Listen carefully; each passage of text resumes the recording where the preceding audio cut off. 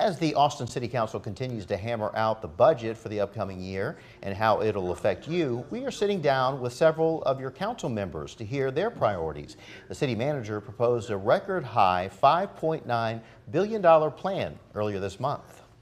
Last hour, we heard from District 6's Mackenzie Kelly, but we want to turn now to South Central Austin, represented by Ryan Alter. Ryan, thank you so much for joining us today. Thank you for having me. So you all have been hosting a series of town halls for each district, but what are some of the main things you're hearing from the constituents in your neck of the woods?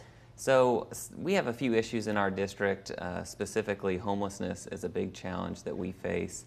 And in this budget, we do see almost $4 million for tenant assistance to keep people in their homes, which is cheaper and has better outcomes for those families. But I'm also pushing to figure out how we can offer more of the services that are centralized in District 5 throughout the city, not only to bring those services closer to people, but to help take the pressure off of a specific neighborhood. Mm-hmm. You're big on making a greener Austin and meeting the environmental goals the city has set out. So how does this budget jive with that? Is there enough in there for that? So there are some investments that we're making, but I do think there is a lot of opportunity to do more. We as a city pride ourselves on being green, and I think there is a little more that we could invest here, whether that's some more land acquisition dollars, looking at weatherizing people's homes so that they save on their utility bills.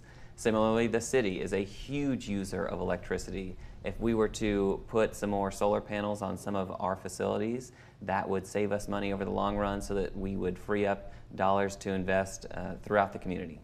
A quick follow-up there. I know there's been some discussion when it comes to these environmental efforts of what could be tackled with this budget and what might have to be bond dollars or some dollars outside of the typical budget. Do you have any clarity on how that might break down, what people can expect? So there are certain things that have to go to the voters, have to go through the bond process, but there are other things that we can do as a council to improve in our budget. So a facilities upgrade to make them more efficient, or like I mentioned with the solar panels, that's something we can do directly within our authority.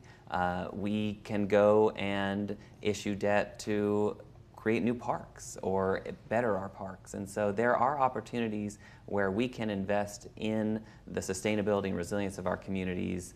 And then we will also, I'm sure, have a process to go to the voters and say, what do you want to see throughout our community to make us more sustainable and address the needs of Austin.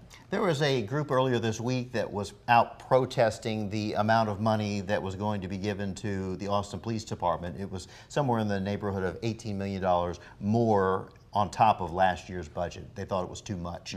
Where do you and your constituents stand on that?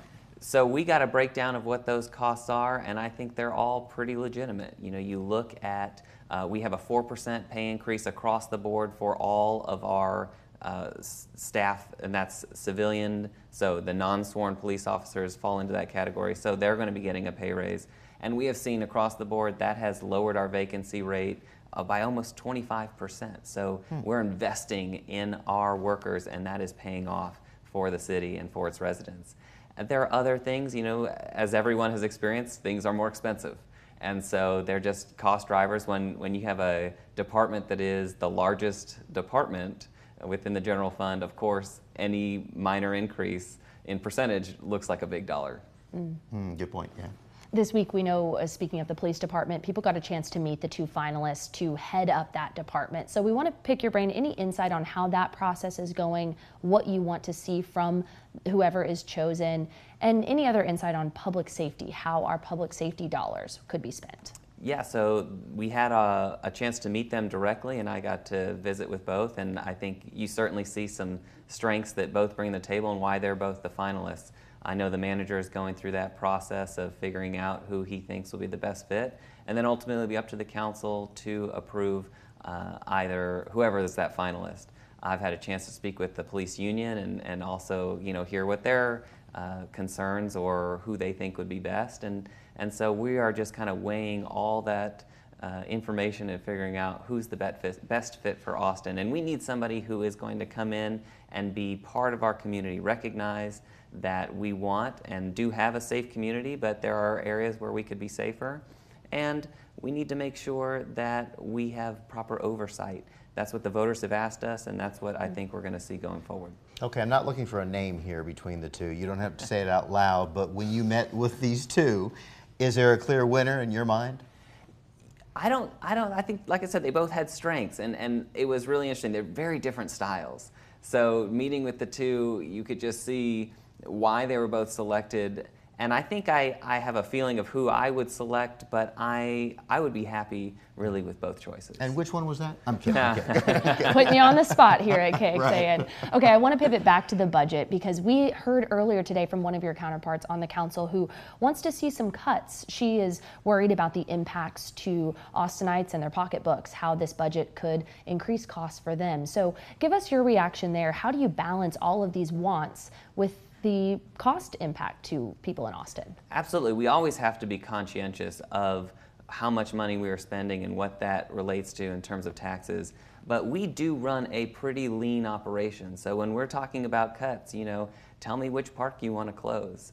Tell me where you don't want us to pave the road, right? We are trying to keep up with the needs of the community, and we found out as it relates to our parks that we are almost 100 positions behind in terms of just maintaining our parks from where we were 10 years ago for those service levels. So there are a lot of basics that we are not even doing because of the restraints that we are put under by the state legislature in terms of how much money we can bring in. So I am always open to having that conversation. If there's something that someone believes is wasteful, let's have that discussion. But when you look at what we're doing, there are a lot of unmet needs, and we have a whole list of them that the departments provide within this budget. So I don't think there's a lot of fluff, and that's important. We need to be very judicious with the dollars that we spend. All right, Councilmember Ryan Alter, thank you so much for coming. We Absolutely. appreciate it. Thanks for having me. We'll be right back. Stay with us.